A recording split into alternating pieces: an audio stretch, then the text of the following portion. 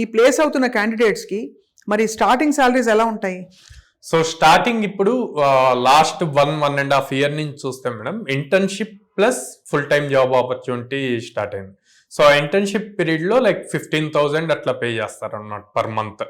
So తర్వాత 6 LPA 10 LPA depends on the company. ఓహో 6 lakhs per annum అంటే decent starting salary. 50,000.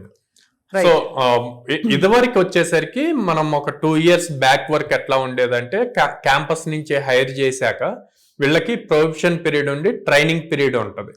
So ఆ training అయిపోయాక మళ్ళీ ఎగ్జామ్ కండక్ట్ చేసి తీసుకునేవాళ్ళు. ఇప్పుడు ఏంటంటే ఆ ట్రైనింగ్ పీరియడ్ కాకుండా ఇంటర్న్షిప్ పీరియడ్ అని చెప్పి పెట్టారు. సో ఈ ఇంటర్న్షిప్ కి 4.2 నుంచి ఎలిజిబుల్ అనమాట. ఓహో 4.2 నుంచి మొదలు పెట్టచ్చు.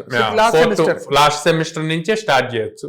ఆ ఇంటర్న్షిప్ టైంలో గనక వీళ్ళు బాగా పెర్ఫామ్ చేశారు అంటే అక్కడే డైరెక్ట్ గా ఫుల్ టైం కి అవుతారు.